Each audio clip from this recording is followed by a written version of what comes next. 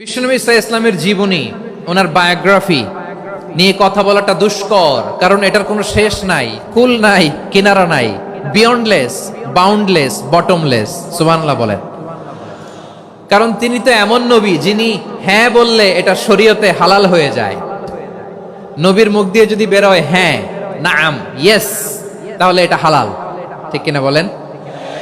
এ নবীর মুখ দিয়ে যদি না বের হয় যে না, নো, তাহলে এটা শরীয়তে হারাম হয়ে যায়।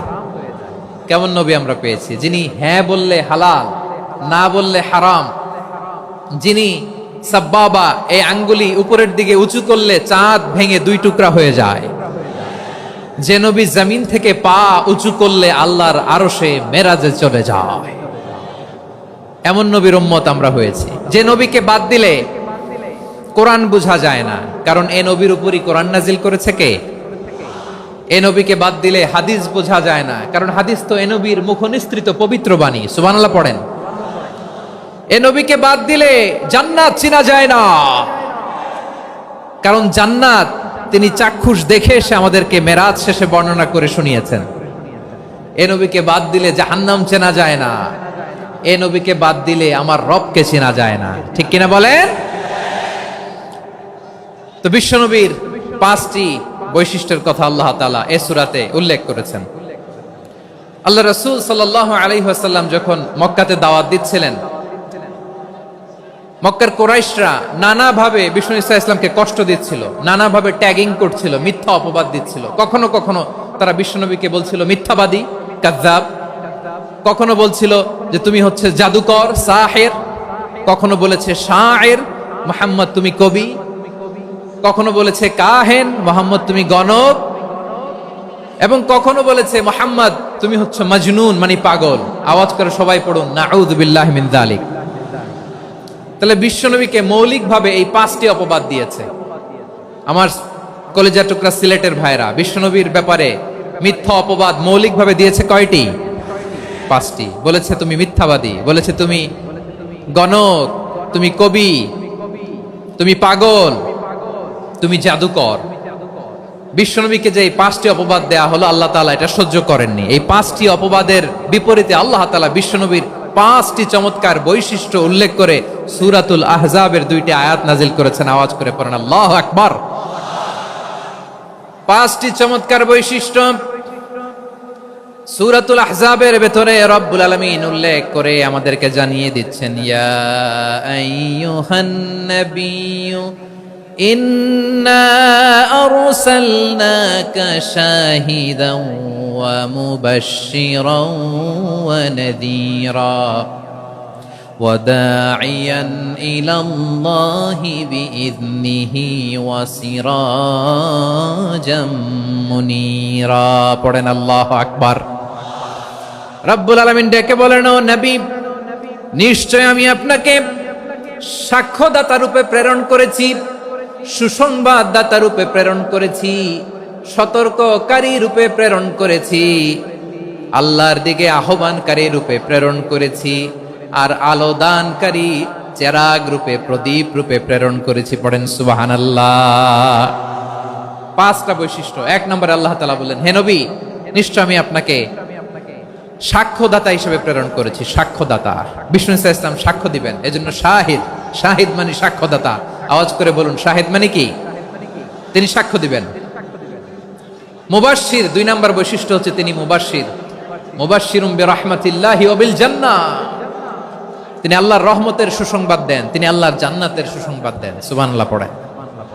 তিন নম্বর বৈশিষ্ট্য হচ্ছে নাযীর, তিনি সতর্ককারী, ওয়ার্নার। তিনি সাবধান করতে এসেছেন, রিমাইন্ডার দিতে এসেছেন যে আল্লাহর পথে যদি না চলো, শিরকি কাজ যদি না থামাও, তাহলে এমন আযাব আসবে আল্লাহর পাকড়াও থেকে তুমি বাঁচতে পারবে না। তিনি নাযীর। বিষ্ণু ঈসা ইসলামের চার নম্বর বৈশিষ্ট্য হচ্ছে দাঈয়ান ইলাল্লাহ, তিনি আল্লাহর দিকে আহ্বানকারী। এই যে আমরা আমাদেরকে পরিচয় দেই যে আমরা দাঈ, বলি না?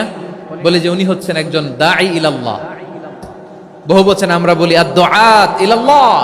এটা কোরআনের এই আয়াত থেকে এসেছে। সুবহানাল্লাহ পড়েন। ওয়া দাঈয়ান ইলাল্লাহি বিইذনিহি, আল্লাহর আদেশে বিষ্ণু ঈসা ইসলাম আল্লাহর দিকে মানুষকে ডাকেন। এবং বিষ্ণু ঈসা ইসলামের 5 নাম্বার বৈশিষ্ট্য হচ্ছে সিরাজাম মুনীরা, আলোদানকারী প্রদীপ, আলোকদীপ্ত প্রদীপ, যে আলো দিয়ে তিনি গোটা বিশ্বকে আলোকিত করেছেন। আওয়াজ করে পড়েন আল্লাহু আকবার। তাহলে মোট 5টি বৈশিষ্ট্য নিয়ে আমরা কথা বলবো বিশ্বনবীর।